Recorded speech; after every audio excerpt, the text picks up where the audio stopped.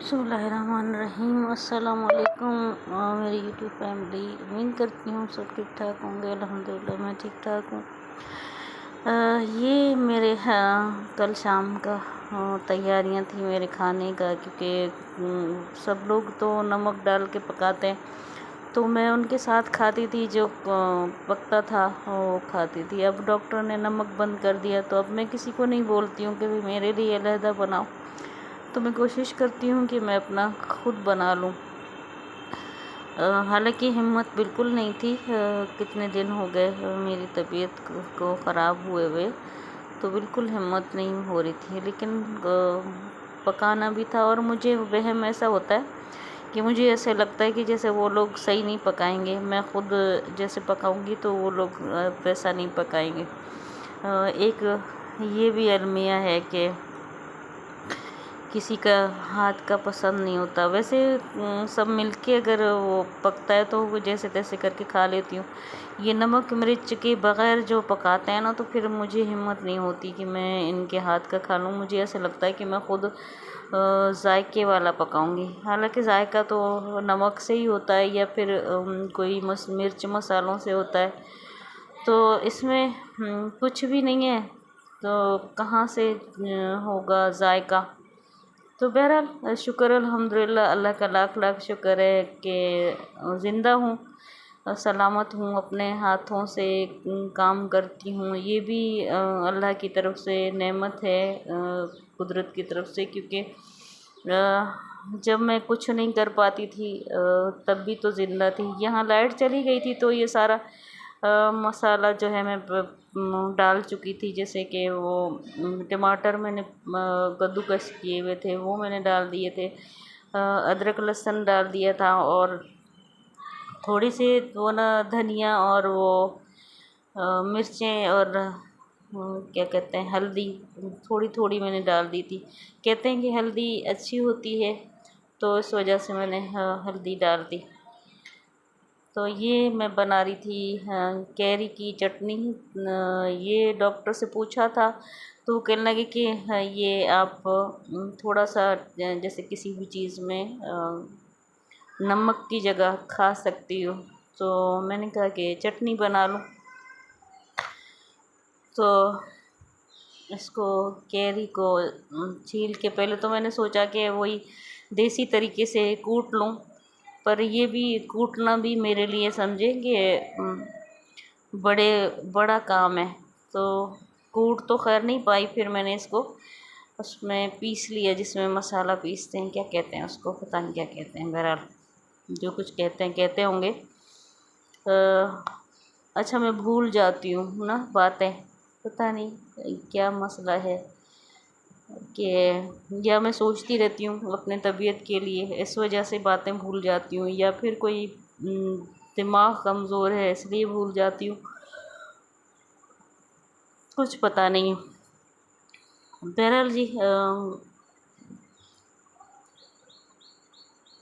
आप लोग बताएं कि आप लोगों की ईद की तैयारी कैसे हो रही है, कैसे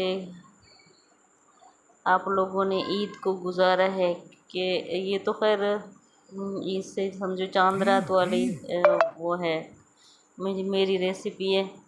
और ईद का दिन तो मेरा समझो कि ऐसे ही गुज़र गया। मेरी तबीयत तो सही थी नहीं, और बच्चे भी बेचारे परेशान हो रहे थे जैसे तैसे करके। और तो बच्चे नमाज़ पढ़ के बेचारे आ गए, तो फिर वो मुझे उठाया, लेकिन मेरी हिम्मत बिल्कुल नहीं हो रही थी कि मैं उठ के तैयार हो जाऊं या कुछ। खैर तैयार तो मैं पिछले साल भी कोई नहीं हुई थी, कि पिछले साल भी मेरी तबीयत ख़राब थी, तो नहीं लेकिन शुक्र अल्हम्दुलिल्लाह पिछले साल ये था कि मैंने रोज़े रखे थे। तकरीबन मेरा ख़्याल है कि कोई 6 या 8 रोज़े कम थे, जो मुझे कीमो लगता था बीच बीच में, और मैं ख़ुद वो करती थी, नागा करती थी कि बीच में नहीं जाती थी कि मेरा रोज़ा ख़राब हो जाएगा। तो उस वजह से मैंने रोज़े तकरीबन सारे रखे थे। लेकिन इस साल रोज़ा रखना क्या, मैंने 5-6 रोज़े रखे, और फ़ौरन मेरी तबीयत ख़राब होने लगी। तब से मेरी तबीयत ऐसी, बस वो कमज़ोरी, पता नहीं ऐसे कमज़ोरी महसूस हो रही थी। तो फिर मैंने इसमें चावल डाल दिए, थोड़ा सा चिकन पड़ा हुआ था तो वो बना के फिर मैंने इसमें चावल डाल दिए कि शायद मुझे अच्छा लगे। लेकिन चावल भी बग़ैर नमक के कहाँ अच्छा लगता है। रोटी तो फिर भी चल जाता है कि चटनी वटनी के साथ, लेकिन चावल बिल्कुल भी नहीं चलता। लेकिन बस वो चावल मुझे पसंद है तो मैंने सोचा कि चावल शायद अच्छे लगेंगे मुझे। अब मैं चख के ऐसे देख रही थी कि जैसे वो मैंने कोई वो नमक को, ये मैंने चावल को देखा था कि गला नहीं गला। वैसे मैं कह रही हूँ कि मैं तो इसको चख रही हूँ कि क्या, जिसे देखने वाला सोचेगा कि शायद नमक चख रही है।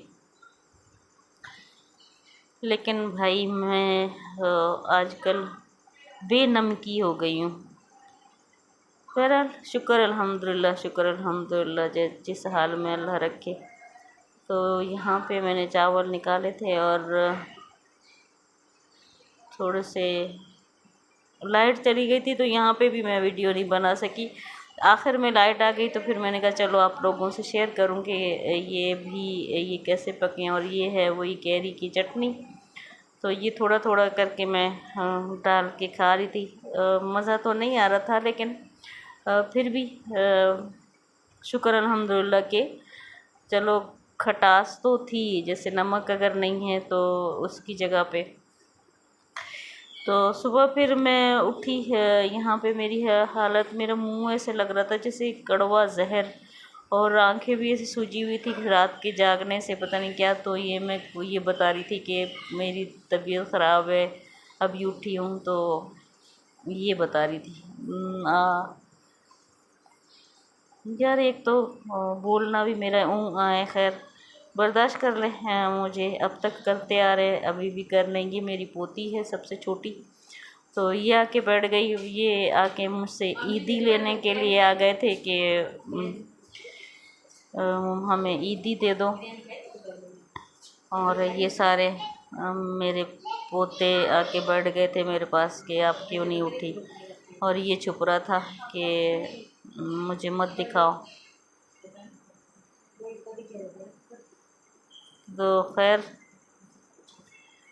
मैंने कहा ये इनकी भी आप लोगों को ईदी दिखाऊं कैसे। ये लोग तैयार हो गए थे तो ये ईद के कपड़े पहन के ऐसे लग रहे थे। और